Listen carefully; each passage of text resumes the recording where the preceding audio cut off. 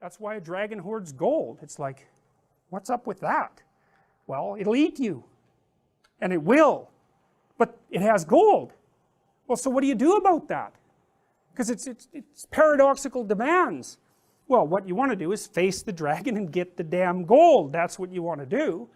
Well, you have to be a paradoxical being even to do that. So, you know, in The Hobbit, for example, when, what's his name? Frodo, right? It's not, or it's Bilbo. It's Bilbo in The Hobbit. You know, he's kind of this little underdeveloped, overprotected Shire dweller, and he's called on a great adventure to go and find the dragon, and he has to become a thief in order to manage it. Well, that's pretty weird, you know. It's like, well, it's because as a good citizen he's just not enough to conquer a dragon.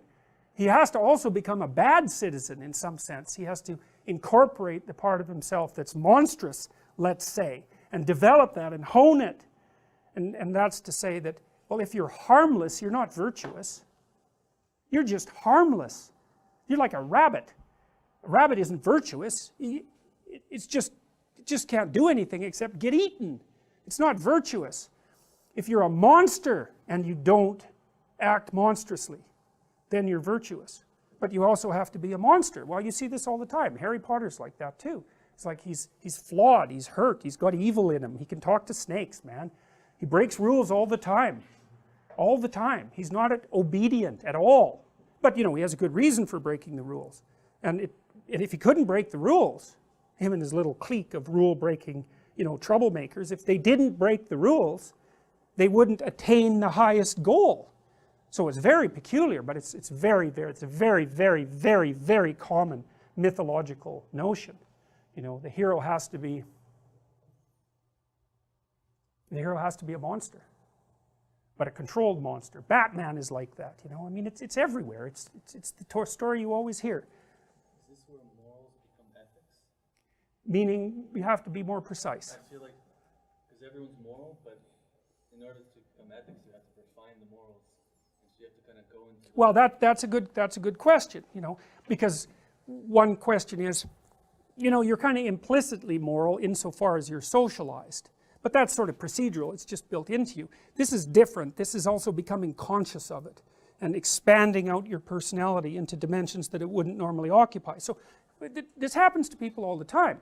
So, for example, lots of my clients, my clinical clients, are too agreeable, and they're generally women, because women are more agreeable than men, but not always, because I've had agreeable men as clients as well. And what happens is they're resentful, and they don't know how to stand up for themselves, and it's because they're very compassionate by nature. And so if you're entering into a negotiation with them, they'll let you win.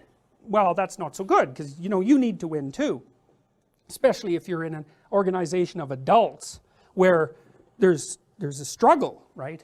When you have kids, you can let them win, especially infants. You have to let them win, and that's partly why compassion is so necessary. But as a basis for negotiation between adults, it's like, sorry, it's insufficient. You have to be a bit of a monster so that you can say no. And so a lot of what you do in psychotherapy is treat people's anxiety and depression. That's a huge chunk of it. Help them straighten out the way they think. That's a huge chunk of it. But another chunk of it is, well, let's toughen you up. You know, let's put you in a position where you can bargain. Let's teach you how to assert yourself and stand up for yourself, and that's assertiveness training, and it's a huge chunk of psychotherapy. And you need to learn it. It's like, because part of how you regulate your interactions with other people is to negotiate. And you cannot negotiate unless you can say no. You can't do it. And it causes conflict to say no, and if you don't like conflict, which is basically the definition of being agreeable, then you can't tolerate the conflict, and so then you can't negotiate on your own behalf, and so then you keep losing, and you're bullied, and you know, it's not good. Then you get resentful, and it's really not good. So you have to develop your inner monster a little bit, and then that makes you a better person, not a worse person.